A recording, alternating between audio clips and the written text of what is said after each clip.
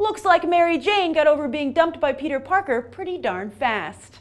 You're watching Beyond the Trailer's review of The Spectacular Now. I gotta tell you, Sutter, Amy Finicky is just a strange choice for a rebound. You're 17 years old. You don't have an ex-boyfriend? No. Really? Sutter, guys don't look at me like that. I'm like... Yeah, absolutely, guys look at you like that. No. Amy, you're absolutely beautiful. Oh my God, no. And if she falls for you, what happens then? My sister, she's having this like fancy dinner party. Would you want to go with me? Yeah, what time?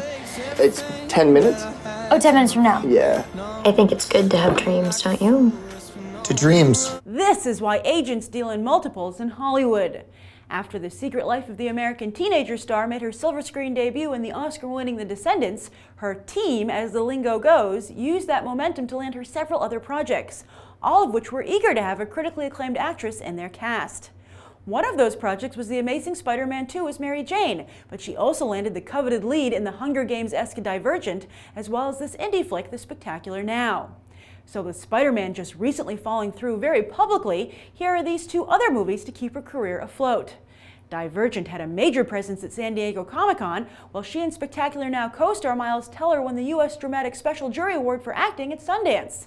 The Spectacular Now, based on the novel by Tim Tharp, is the second high-profile movie this year after Warm Bodies to pay homage to John Hughes.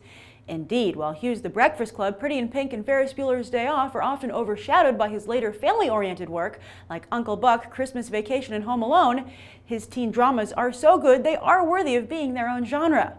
Yet while The Breakfast Club and Ferris Bueller were both box office successes, Hughes' smaller teen dramas didn't fare quite as well, a fate these homages are sharing. Warm Bodies only made about $66 million here in the US, while the slightly darker yet still Hughesian The Perks of Being a Wallflower only brought in a little under $18 million. But regardless of how The Spectacular Now does at the box office, it will still help its young stars, thanks to its critical praise, as well as newbie distributor A24. For decades, we had the same consistent group of movie studios, but it seems new ones are popping up all the time now. Lionsgate swallowed Summit to create a juggernaut, Relativity Media continues to soldier on, while Film District and Open Road are the new up-and-comers. As for A24, their debut year has been truly a spectacular now. After a slow start with a glimpse inside the mind of Charles Swan III and Ginger and Rosa, A24 made serious headlines with Spring Breakers and then The Bling Ring. And after The Spectacular Now, they've got Robert Pattinson's upcoming Australian thriller, The Rover.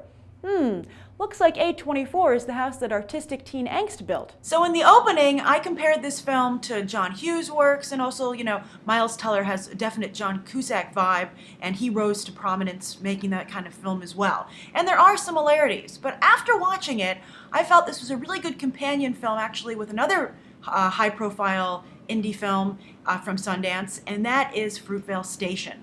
But hear me out.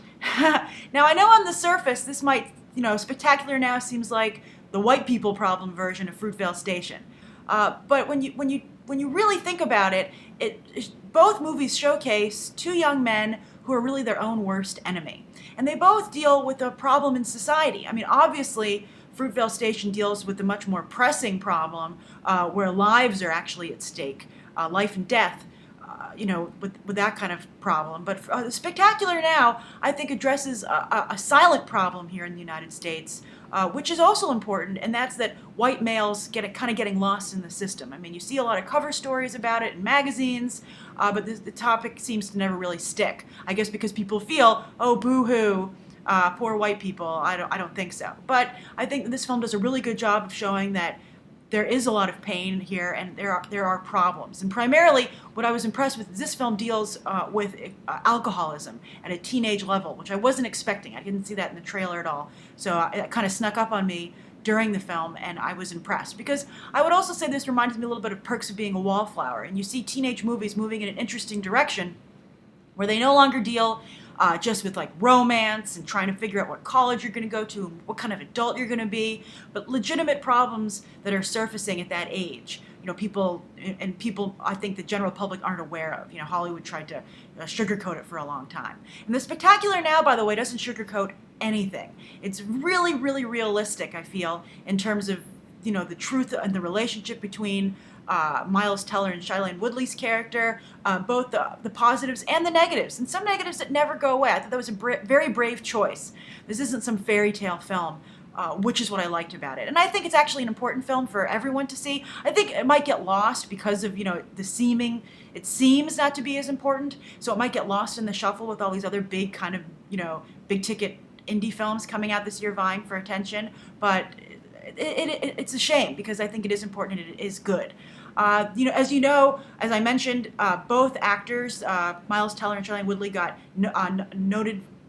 nods for their acting at Sundance. I thought they both were very good, although I have to say, I interviewed Miles Teller at Comic-Con, and this is exactly what he's like. He's really not acting at all. This is very close to his personality. However, that's not to say he doesn't turn in a very powerful performance. He does a really nice job, and I think he's like Logan Lerman, he's a very different kind of teenage hero. I think that while at the beginning he seems very like John Cusack, I think he adds layers of depth that you don't really see in teen Cusack films. But I really like this film. Like Fruitvale Station, it's not a particularly fun film. This isn't going to be something you're like, wow, let's Friday night, let's get this, or sleepover, we should totally rent.